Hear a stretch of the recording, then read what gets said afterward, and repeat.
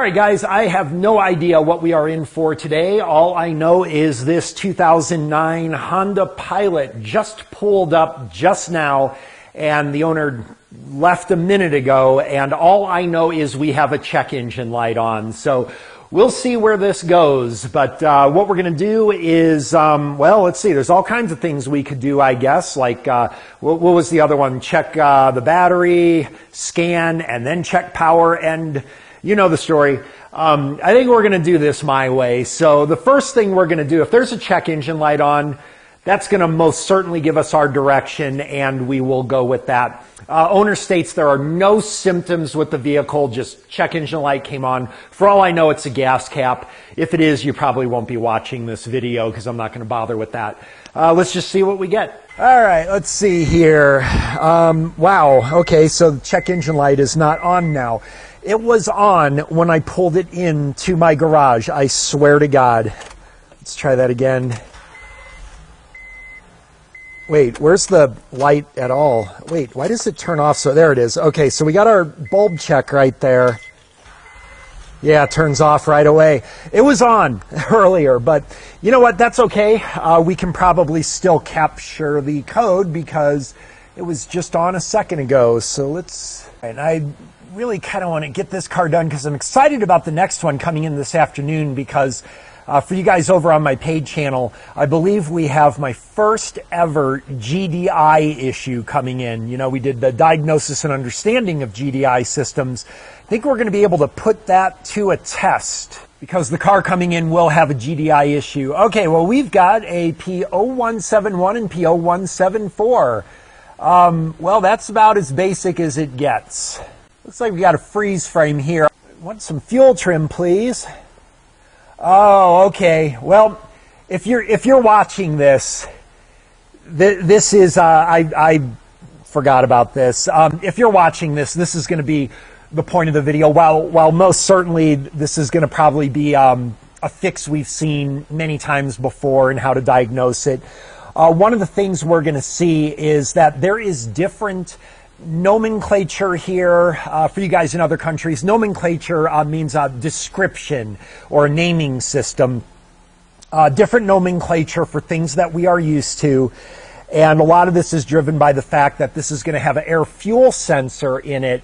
So normal data that we typically would look at for fuel trim is going to be called different things, and you won't even recognize it. You notice in parentheses here, for example, we've got air fuel. I believe the FB is feedback, bank 1. So this is basically the long-term fuel trim bank 1 right here. And you see in parentheses it shows long-term fuel trim. See, a lot of times it won't have that long-term fuel trim description, so you just see AFFB AV, which is, I believe that's air fuel feedback average, bank 1, and without the long-term fuel trim, you would have no idea what that means. You would have absolutely no idea, and you're looking for your fuel trim, and there it is. The other thing about it is the way this reads. This can get you in trouble. This can really get you in trouble because it looks like you've got a long-term fuel trim of 1.22, but you don't. You actually have a long-term fuel trim of about 22%. And I'll explain this in a little bit, but it's because of when you have air fuel sensors, this is usually reported in an equivalence ratio where 1 is your baseline, that's your 0 point, and then and we've covered this before years ago with air fuel sensors, so it takes a little adjustment. It's a little bit backwards from, you know, what you typically think when you look at like oxygen sensor readings. But what we've got here is a high fuel trim of about 22% on the long term. I thought we had a short term somewhere here. There's short term, and we also have an additional 10% on the short term. I'm going to show you, first of all, how do I know that? And I'm going to show you how I know that because I'm going to show you a trick for when you run into this that I'll typically do. We can see our bank 2 also identical. Again, we're going to be looking for things that are going to affect the whole engine equally here. Vacuum leaks, certainly. So more of the lesson in this video is going to be reading and interpreting this data that you guys are well familiar with by now, but you wouldn't be familiar with how it's done on these newer cars sometimes with the air fuel sensors. So what we want to do is let's get out of here and let me get to our live data up here. Let me reposition this camera, sorry. All right, and what I want to do is pull up, let's get engine speed.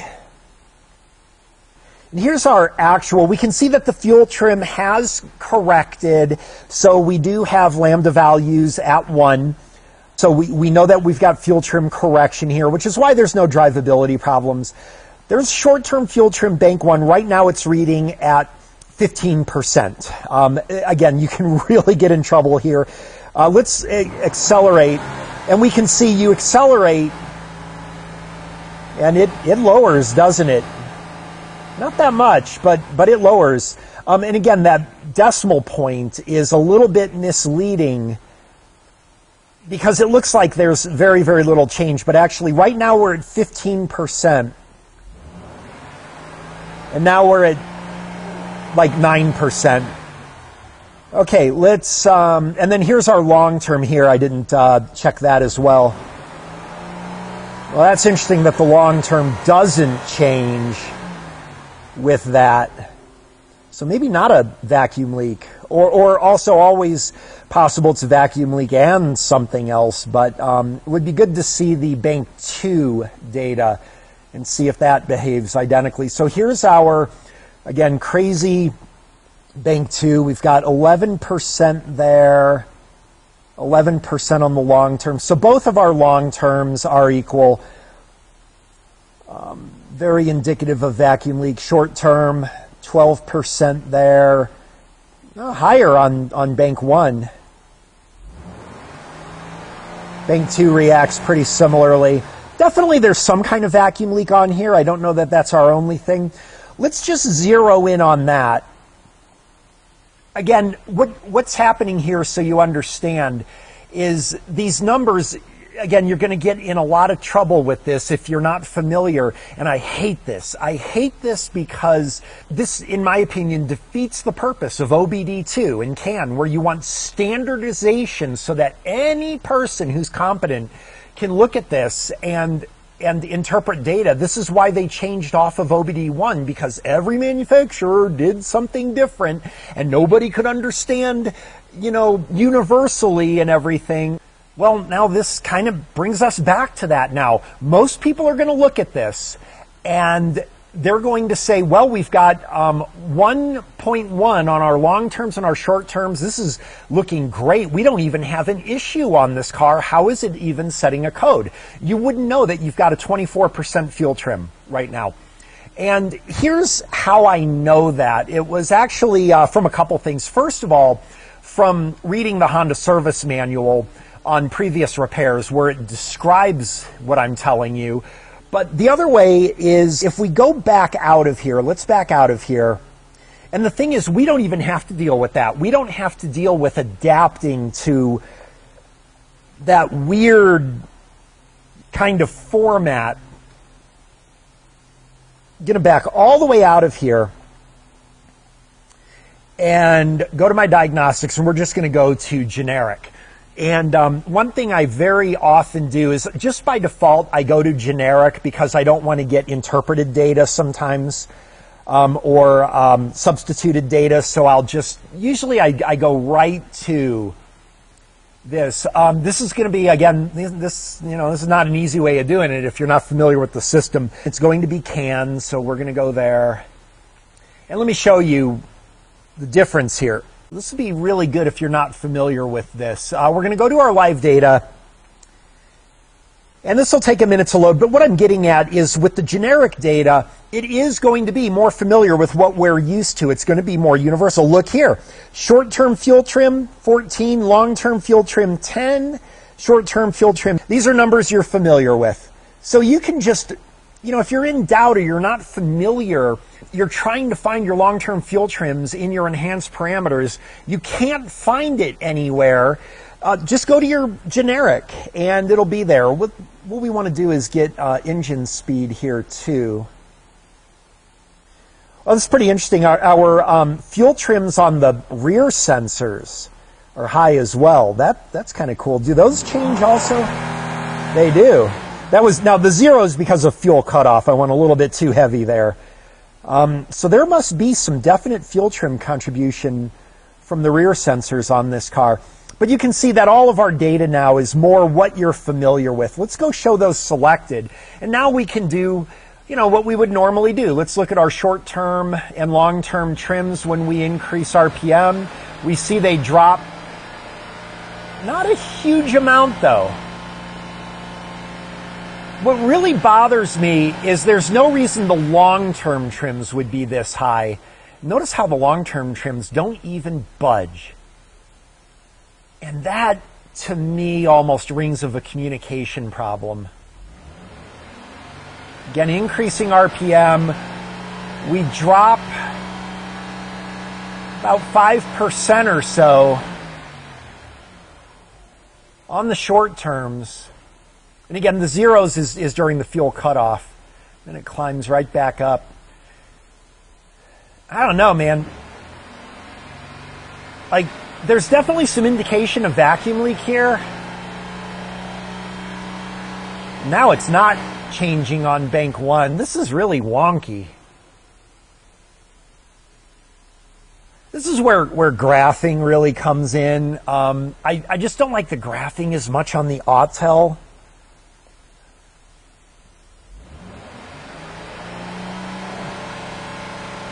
See how we got to change our scales, but definitely without question, we've got some evidence of vacuum leak.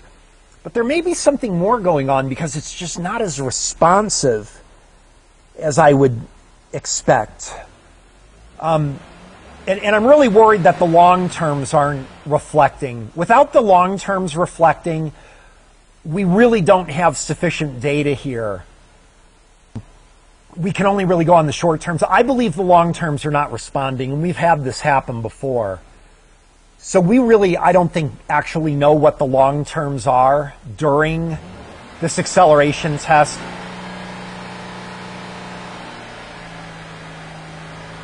And am I crazy, or did the short term on bank 1 go down earlier, but now it's not? All right, well, aside from the nomenclature challenges and everything, now we've got some data challenges. The long term is kind of useless here. Let me go back here. Let's just look at the short term versus RPM. Terrible way of doing it, but it's all we actually have.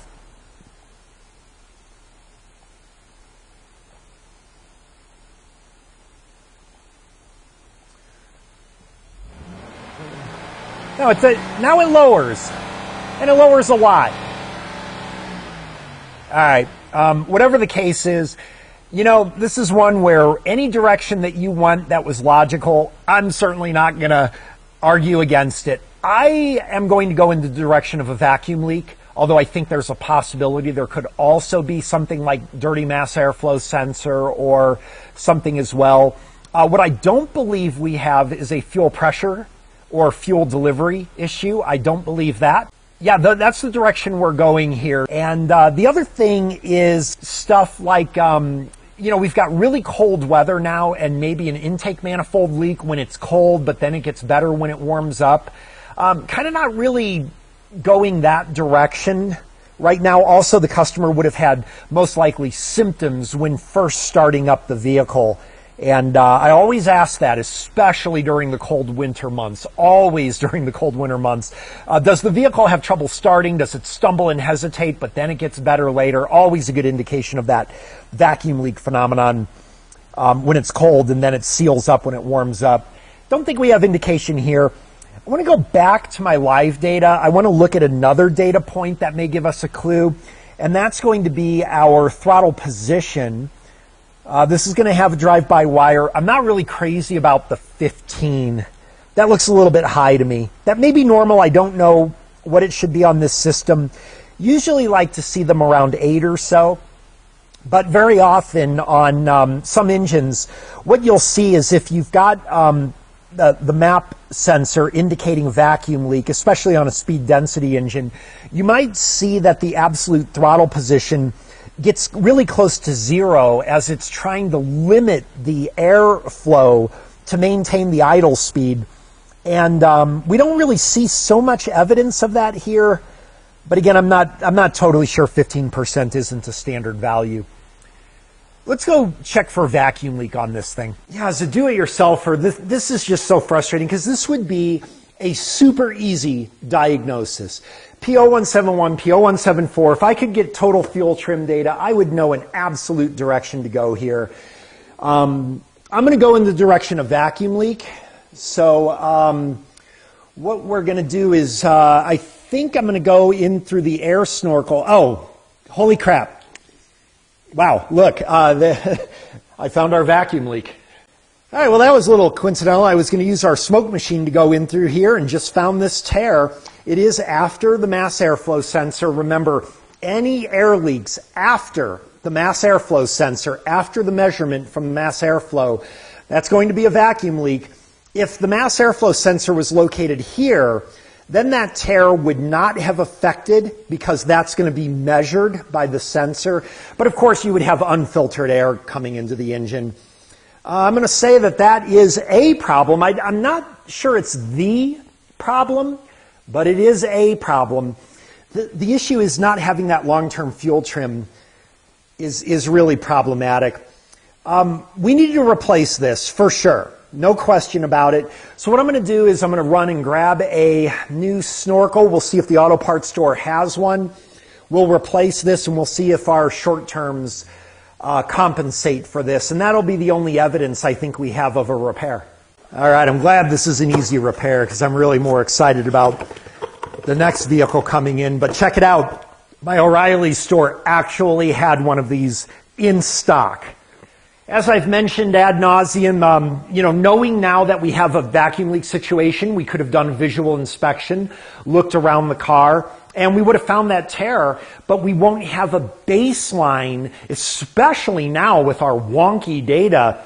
We wouldn't have a baseline so that when we replace this, how do we know that this is the only issue? And we go ahead, we replace this, you send the customer home, they come right back P0171, P0174 because they also had a dirty mass airflow or they also had a fuel pressure problem or whatever. You don't know because you never drew your baselines. We have baselines. When I replace this, we're going to see how much effect this had versus before I replaced it. That's going to tell me if I fixed the car or not. Most people don't do that, just run to the visual inspection. Oh, look what I found. This engine looks in really good shape. What if it's a 2003? You're going to find 15 things on your visual inspection. How do you know that the thing you're finding is the real cause, right? So important to get that baseline. Let's put this in and we'll see if this is our fix. Okay, what we want to do now is see if we can catch a correction going that would give some indication we fixed this. So just going to turn the car to on so that we don't start getting PCM corrections if the snorkel is our fix. Let's go to live data. I want to pull up our previous data. Again, we could do this in the enhanced mode. Wow, wait, why is the long term now lower? That's really weird. All right. Yeah, not having the long-term trim data is really, really, really stifling. Okay, so we're going to turn on the car. Let's just zero in on these. Look for correction with short-term. This only took me a few minutes to put that thing in. This channel sucks. He didn't show how to replace the snorkel. But the fact that, oh, there's our long terms now. Those should start coming down. So I want to see those start to drop.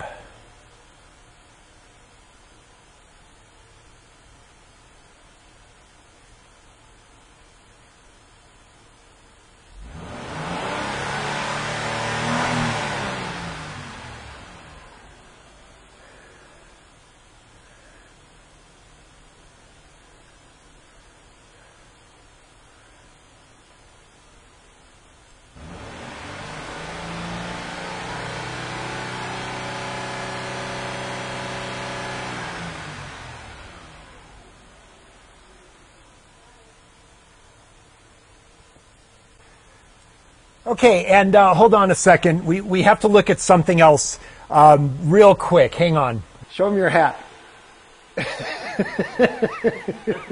It's the greatest hat ever. Say hi to everybody. Hi guys. My ears. That's awesome. Matt likes the hat. I love that hat. Yes, he does. That is cool. I want to get you one. No, I don't. I can do without that. And even if I did have it, I would wear it backwards. Well, that's sideways. Yeah. It still looks pretty cool. Yeah. All right. I'll get you one. All right. All right, do you want coffee? Yes, I do. Thank you. Oh, wow. So in that time that we were gone like that, I am not quite sure how to explain this, but look at our long-term trims reducing. Long-term trims are going down, but short-term trims are still kind of high. How is the long-term trim going down if the short-term never went negative? Look at those long-terms. That's crazy. I am not sure I can explain that. What happens if we increase RPM? This is the weirdest. I wonder if this is some kind of communication issue.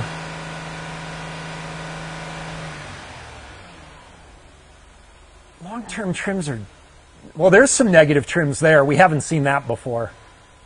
And like now we've got total trims around 10.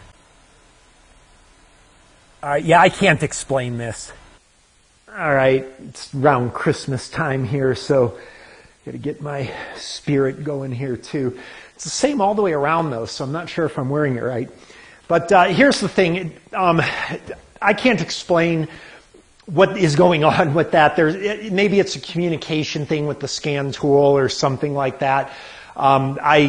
I've not seen fuel trim adjustment like that, but the bottom line, there is no question. Fuel trims are lowering. They are less than half of what they were before already. So I'm just going to run the engine, and I'm sure that the fuel trims are going to normalize. Also, driving the car definitely on some cars can make a vast difference with getting that fuel trim correction and everything.